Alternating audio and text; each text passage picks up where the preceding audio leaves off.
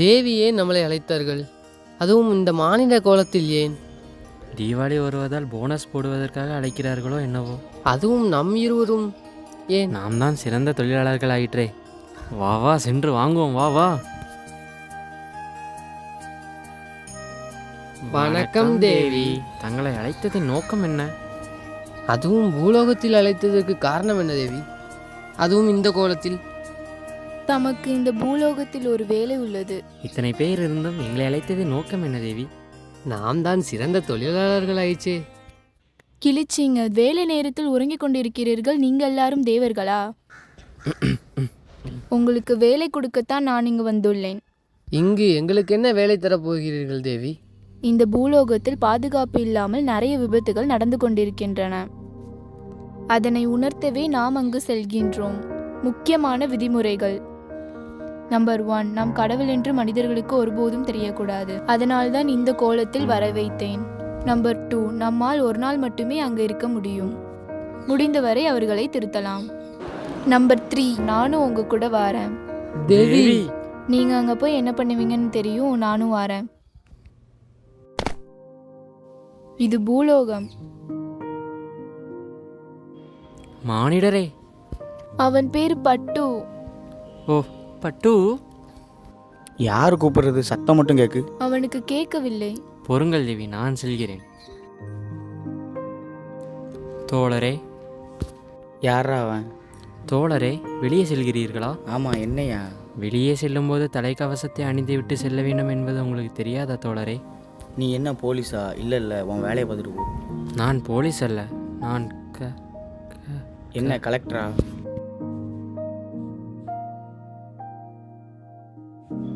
என்னை அசிங்கமாக கேட்கிறான். நீங்களே முயற்சித்து பாருங்கள், என்னால் முடியவில்லை.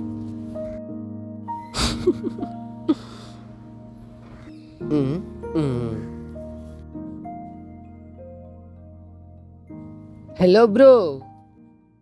வீராப்பாக செல்கிறான். முடித்து விடுவானா? கொஞ்சம் அங்கே பாருங்கள். பேசாமல் போகாமலே இருந்திருக்கலாம். நல்ல வேலை அடிக்கவில்லை. நீங்களாம் வேஸ்ட். நானே செல்கிறேன்.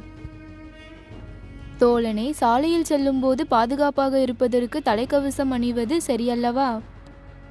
யாரா இவங்க? எங்கேருந்தையா வந்தீங்க? இன்னும் கிளம்பிட்டோம். டே போகாதடா, அவங்க சிரிப்பாங்க.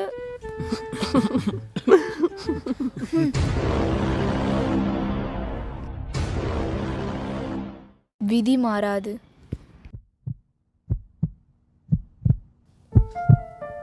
தேவி, தேவி, அவனுக்கு ஆக்சிடென்ட் ஆகிவிட்டது. அவனை காப்பாற்ற வேண்டும். அவன் இறந்து 5 நிமிடங்கள் ஆகிவிட்டது. அவன் செத்துட்டான்டா. பாவமாக இருக்கிறது தேவி. சரி, அவனுக்கு இன்னொரு வாய்ப்பு கொடுப்போம். கனவா?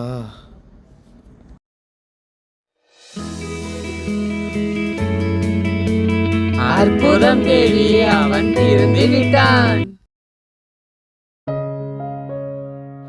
தேவி, நாம் ஏன் இங்கே வந்துள்ளோம்? இங்கேதான் மக்கள் அதிகமாக நடமாடி கொண்டிருப்பார்கள். தேவி, நாம் இங்கே யாரை திருத்த வந்துள்ளோம்? கண்ணில் தென்படுவார்கள். பார்ப்போம். அக்கா, ஏதாச்சும் இருந்தால் தாங்க அக்கா, வயிறு ரொம்ப பசிக்குக்கா. அக்கா, அண்ணா ஏதாச்சும் தாங்கண்ணே, வயிறு ரொம்ப பசிக்கினேன், ரொம்ப பசிக்கினேன். அண்ணா ஏதாச்சும் தாங்கண்ணே.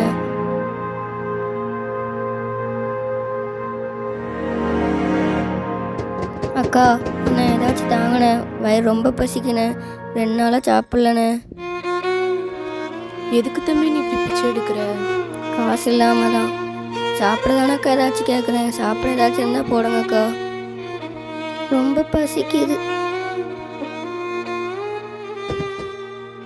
அவனுக்கு ஏதாச்சும் வரம் கொடுக்கலாமா?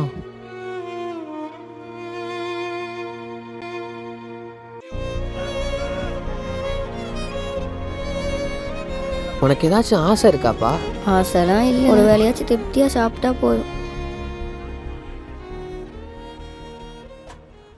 எனக்கு படிக்கணும்னு ஆசையாக இருக்குது, அதை எப்படி உங்கள்கிட்ட சொல்லுவேன்?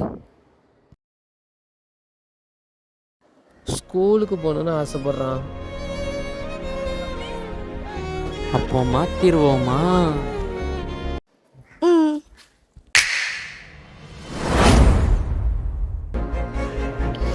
ஐ சட்டை, ஐ பேண்ட்டு. அப்போ நான் ஸ்கூலுக்கு போகலாமா? ஐ ஜாலி. ஆனால் ஓனர் ஏதாச்சும் சொல்லுவார். அதை பற்றி நீ கவலைப்படாதே, நாங்கள் பார்த்துக்கொள்கிறோம். அப்போ ஜாலி, அப்போ ஜாலி.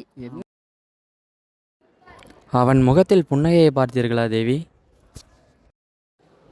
அவனை இப்போது காப்பாற்றி விட்டீர்கள், அவன் முதலாளியிடமிருந்து எப்படி காப்பாற்றப் போகிறீர்கள்? சற்று அங்கே பாருங்கள். அவர்கள் தான் திருந்து விட்டார்கள் அல்லவா? பின் ஏன் சோகமாக இருக்கிறீர்கள்? நம்மால் ஒரு நாளில் 2 நபர்களை மட்டும்தான் திருத்த முடிந்தது. மனிதர்களின் பாதுகாப்பை அவர்களே உணர்ந்து கொள்ள வேண்டும். இந்த குறும்படத்தை 1000 பேர் பார்க்கும்போது 100 பேராவது திருந்த மாட்டார்களா? கடைசியில் நாங்கள் சொல்ல வருவது என்ன என்றால், பாதுகாப்பை உணர்ந்து பாதுகாப்பாக இருப்போம்.